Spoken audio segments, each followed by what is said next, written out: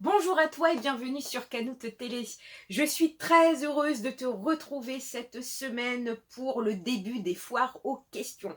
Car écoute, Canoute Télé va bientôt avoir 1 an et afin de célébrer justement ce premier anniversaire, je t'ai demandé sur les réseaux sociaux si tu avais des questions. Et écoute Nakama, je te remercie du plus profond de mon cœur car oui, j'ai eu énormément de questions. Je te remercie de l'intérêt que tu portes écoute, à cette petite chaîne, que tu aies envie d'en savoir plus, ça fait plaisir.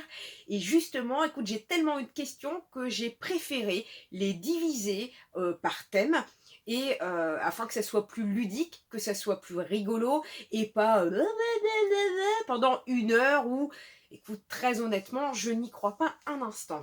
Donc, je préfère faire des petites foires aux questions par thème, comme aujourd'hui où forcément le premier thème sera One Piece. Comment ne pas parler de One Piece chez Canoute? C'est pas possible, écoute, hein, vu que ça fait vraiment partie de mon quotidien. Donc, écoute, on va voir donc les premières questions. Donc là, je vais regrouper 2 questions. La première, celle de Alicia. Depuis quand tu lis One Piece? Et celle de Abdel comme Itachi-sama qui me demande comment as-tu découvert One Piece?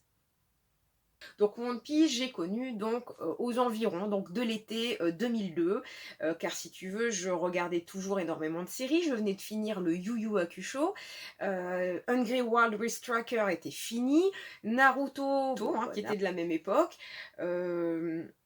Je regardais également déjà à l'époque Hajime no Ippo, hein, donc faut savoir que c'est quand même un manga, il y a pas photo, faut le regarder si tu ne le connais pas.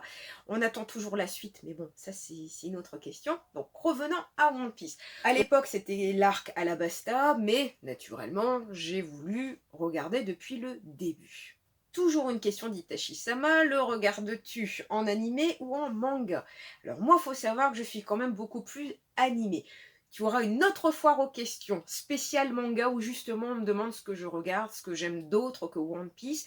Donc ça, tu le verras dans une autre vidéo, mais je peux déjà te dire aujourd'hui que je lis très peu de mangas, à part 3 ou 4 mangas, mais sinon je les mate en animé, c'est une question de préférence. Voilà, moi j'aime bien les avoir en action. Bien sûr, je préfère les regarder en VOST FR, car pour moi, il y a vraiment un travail d'acteur au Japon que malheureusement, tu retrouves moins en français. Exemple pour One Piece. Écoute, la première fois, tu vois Gomu Gomu no, etc. Une voix magnifique. En français, Gum Gum Élastique. Euh, Comment te dire? Non, j'ai pas accroché. La version française, je n'accroche pas. Même les séries américaines ou quoi, quand j'ai la possibilité donc de les mater en version originale, je mate toujours en version originale. On reprend une question donc de Bounty qui me dit comment tu as découvert One Piece? Qu'est-ce qui t'a attiré dans le manga pour que tu deviennes un fervent admirateur? Alors, qu'est-ce qui m'a attiré sur One Piece? Bah déjà, écoute, dès le premier épisode, forcément, c'est Luffy. C'est Luffy, tu as un côté comique, c'est quand même un vrai shonen, hein, où il envoie de la patate, quoi. Donc déjà, j'ai bien aimé l'univers, j'ai bien aimé les musiques, le dessin, oui, j'ai aimé. Et en plus, j'ai tout de suite trouvé aussi que l'équipage était très attachant. Zoro, Zoro c'est Zoro, hein, je suis désolée. Bon, après, moi, je suis une pro Zoro. Après, même Sanji-kun, où on découvre un passé, mais où tu te dis, ah ouais, quand même. Ah oui, oui, quand même, ouais. C'est pas les Magical Girls, quoi, hein, quand même, One Piece. Et ce que j'adore, en fait, dans One Piece, c'est vraiment que, au fur et à mesure des années, t'as beau te dire que le petit personnage que t'as rencontré à l'épisode 100, ouais, bah, c'est un petit personnage, mais quand tu vois que tu le retrouves dans l'épisode 400 ou 500 et qu'en fait, il a vraiment un rôle dans l'histoire, que c'est quand même écrit, c'est pas... moi, je trouve vraiment que le scénario est très bien écrit. Je ne me lasse pas de cette histoire. Il y a toujours donc des mystères, il y a toujours des théories justement qui tournent et on a envie toujours de savoir la suite de One Piece. Donc Alicia, comme Erwan, me demande quel est ton Mugiwara préféré? Alors là, écoute, j'ai envie de te dire, c'est comme Luffy. Si tu poses la question à Luffy, il peut pas choisir. Il peut pas dire Nami ou Zoro tout en abandonnant Usopp ou Chopper. C'est pas possible, franchement. Alors oui, mon préféré va quand même être Luffy, parce que c'est quand même le héros principal. Et moi, il me fait rire, Luffy. C'est ce côté comique, ce côté innocent, mais en même temps, cette détermination à vouloir réaliser son rêve. Et, et c'est super. Alors, Grimjo me demande quel est mon personnage One Piece préféré. Alors, c'est pareil, si on part chez les Mugi, comme je te l'ai dit, ça va être Luffy. Maintenant, si on part dans la marine, admettons, donc mon personnage préféré de la marine va rester quand même Kobe. Euh, Kobe Kobe, t'es sûr? Donc, quel est mon personnage préféré hors Mugi? Voilà, donc j'ai envie de te dire, c'est Bartolomeo. Tout simplement parce que c'est le fan numéro 1 de Luffy. Il donnerait sa vie pour Luffy. Et en plus, il y avait un crossover où moi j'ai rigolé, franchement, quand j'ai même pensé à moi, très honnêtement, où je me suis dit, oh, vas-y, c'est sympa. Où tu vois Bartholoméo, en fait, qui collectionne comme ça les petites figurines des différents personnages de One Piece. Et j'ai kiffé. Et voilà. Et j'aime ce genre de personnage. Après, il est aussi bon clé, j'allais oublier mon bon boy, mon bon clé Sama. Alors lui, si c'est pas un Nakama de choix, on peut difficilement faire mieux. Après, j'ai une question donc du First Lebron fan qui me parle ton deuxième perso préféré. Je ne peux pas enlever Zoro, ce n'est pas possible. Aujourd'hui, on parle de ma foire aux questions à moi et pas donc des avis des autres. Parce que c'est ça que j'ai essayé aussi de faire, c'est de te répondre le plus sincèrement possible, même si effectivement on ne sera pas d'accord sur tous les points énoncés, et heureusement, parce que sinon ça serait triste. Alors maintenant, c'est vrai que je préférais que tu sois quand même de mon côté, que tu penses quand même les mêmes choses que moi, mais si c'est pas le cas, bah écoute, c'est pas grave. Le but c'est d'échanger. Limite, c'est une question que tu m'as pas posée, mais si je devais te dire le Mugi que j'aime le moins, bah, ça serait peut-être Brook. Pourquoi? Parce que tout simplement, il ne cherche qu'à voir les petites culottes et c'est nul. Et non, je les aime tous. Je les aime tous. Ah.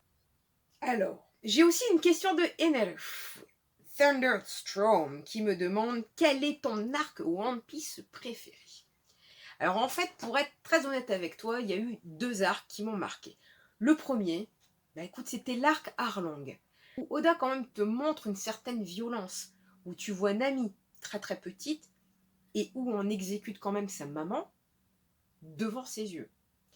Quand elle est là avec après son tatouage, qu'elle en a tellement marre, qu'elle se poignarde, etc. en disant Luffy, aide-moi, et ben là tout de suite tu te dis wow, en fait One Piece, donc c'est un vrai shonen. C'est un vrai shonen, malgré comme ça ces designs très, très enfantins. Et ben en fait non, derrière l'histoire, la psychologie et les mots employés, tu te dis ça ne s'adresse surtout pas à un public en bas âge. Non, non, non, ça s'adresse bien à des adultes ou à des adolescents quand même assez plus grands pour comprendre cette psychologie, comme ça, cette pression psychologique que tu subis tous les jours quand tu es justement habitant d'Arlong Park. Donc ça, pour moi, c'était vraiment le premier arc où je me suis dit, ah ouais, ok, donc One Piece, c'est pas que... C'est pas tout est beau, tout est rose, non, non, non, non, on te montre une certaine réalité, et ben, c'est ça qui m'a fait kiffer encore plus. Et après, vraiment, l'arc où j'ai adoré, c'est l'arc Thriller Barks. Parce que là, écoute, c'était vraiment pour moi l'univers où Oda, mais vraiment, il a imaginé un de ces trucs. C'était quand même, t'avais des zombies, le manoir, t'avais le docteur Oakback plus machiavélique que jamais, un Moria, les âmes, un Luffy Nightmare, mais un Luffy Nightmare que forcément, il me le fallait en figurine, hein, ça c'était obligé. Tu découvres aussi Perona comme ça, négative. Tiens, elle te met la carotte, elle te met une belle carotte, Perona. Et j'ai adoré, franchement, j'ai adoré cet arc. Surtout en plus à la fin où tu découvres quand même un Kuma, où tu découvres toujours chez mon Zoro ce charisme et ce courage pour sauver ses Nakama. Et j'ai vraiment kiffé. Je trouve vraiment en plus que tous les éléments sont menés quand Oda te crée une île, te crée un univers. Ça va du petit détail jusqu'à la fin. C'est comme, on prend même l'exemple de Wano actuellement, parce que justement, Goods Manga donc me pose la question de que penses-tu de l'évolution actuelle de One Piece? Donc moi, l'arc Wano, moi personnellement, je le kiffe. Même si certains d'entre vous sont divisés, vous trouvez ça long. Mais en fait, Oda garde toujours le même rythme, c'est-à-dire il met toujours en place quand même l'univers. Bien sûr, les méchants, hein, on va te montrer que la population souffre. Je trouve que Wano, tu as plusieurs ambiances différentes. Il a été même jusqu'à créer une prison comme ça, un petit peu à la Battle Royale. Quand même eu un chaos de Luffy hein, par Kaido. T'as quand même Big Mom qui se retrouve là-bas. T'as un équipage de 100 têtes qui, à mon avis, de Kaido, qui vont pas être si faciles à battre que ça. Et en plus, on est très loin. On est encore très loin de la trame principale de Wano. Ça, c'est sûr et certain. Alors, Chris, qui me demande si que penses-tu des théories? Écoute, j'ai envie de te dire, c'est comme la politique. Ça n'engage que celui qui les écoute et celui qui y croit, entre guillemets. Parce que c'est pareil, quand tu as un youtubeur qui a tellement une conviction, et puis même qui croit en sa théorie d'essayer de t'expliquer ce que lui imagine, alors quand c'est très bien expliqué, j'ai envie de te dire pourquoi pas, tout le monde est libre de s'exprimer, même si des théories semblent les plus farfelues, et bien pourquoi pas? Pourquoi pas? Oda n'a jamais dit que ça ne se passerait pas comme ça. Il y a même eu une sorte de chasse à la théorie. Hein. Il paraît qu'Oda, vraiment, donc, est de plus en plus sur les réseaux afin de justement voir les théories de tendance et de changer le scénario pour que ça ne se réalise pas. Donc là, j'ai envie de te dire, mais c'est super fort, parce qu'en plus, on va élever du coup un petit peu le niveau de One Piece, même s'il est déjà super excellent. Mais si en plus, comment dire, on va mettre des bâtons dans les roues un petit peu à Oda, et ben je suis sûre que ça va rendre le dessin animé encore meilleur, l'œuvre encore meilleure. Parce qu'on aura tellement tous ensemble, chacun de notre côté, mais tellement tous ensemble pensé à il va se passer ça, ou j'imagine ci, ou j'imagine cela, que ben justement, quand ça ne se passe pas, hein, comme un certain chapitre 944, eh ben écoute, tout le monde est surpris. J'ai une question de Erwan qui me demande: aurais-tu une théorie sur la fin de One Piece? Une fin idéale? Alors Erwan, j'ai envie de te répondre non. Non, je n'ai pas d'idée. Non, je ne cherche pas à savoir la fin de One Piece.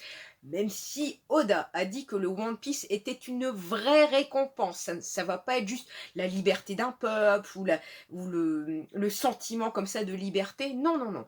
Oda a dit que ça sera vraiment une vraie récompense que Luffy, admettons, et les autres, hein, on va quand même imaginer que c'est lui qui est le One Piece, hein, sinon je rate le manga. Sinon je regarde plus. Moi, je regarde plus, même si j'ai des doutes. Ce sera peut-être pas Luffy qui sera le premier à être déclaré seigneur des pirates, mais ça m'embêterait. Ça m'embêterait si c'était Teach, ou voir si c'était Baggy. N'oublions pas Baggy. N'oublie pas que j'ai fait une petite vidéo sur Baggy si tu ne l'as pas vue.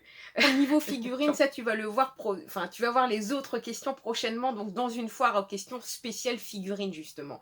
Parce que vous êtes nombreux à me poser des questions, c'est vrai que j'ai beaucoup de jouets vintage, mes souvenirs et autres, et donc ça je vais me faire un plaisir d'y répondre très très prochainement. Voilà Nakama, bah écoute, j'espère avoir répondu à toutes les questions de thème One Piece aujourd'hui. Merci de m'avoir écouté. Donc n'hésite surtout pas déjà donc à mettre ton petit pouce si tu as aimé ce genre donc de vidéo, mais à savoir que dans les futurs, tu verras, il y aura sûrement des surprises. Car j'ai tellement eu en fait des questions improbables dans les réponses où j'ai envie de répondre limite sous forme de sketch ou des vidéos très rapides. Parce que j'ai envie de répondre de façon marrante et que ça soit toujours un plaisir pour toi de regarder. Donc j'espère que ça t'aura plu. Si tu ne me connais pas, donc n'hésite pas à me soutenir sur YouTube et à t'abonner sur Canout Télé. Je suis également donc disponible sur Insta, Twitter, Facebook, Amino, et il y a aussi donc le compte Utip. Le compte Utip, écoute, je vais sûrement bientôt demander un petit virement. Bon, on essaye quand même, j'attends. En fait, réellement, j'attends d'avoir les 20 € pour pouvoir les débloquer, acheter un cadeau et te le proposer donc à gagner très prochainement sur la chaîne. Je te remercie, je te souhaite une excellente journée ou une excellente soirée. Je t'embrasse et je te dis à très bientôt Nakama, vérifie bien tes notifications car tu vas avoir plusieurs vidéos de Kanoute cette semaine. Et j'espère que tu seras là pour les regarder. Je te remercie et à très bientôt.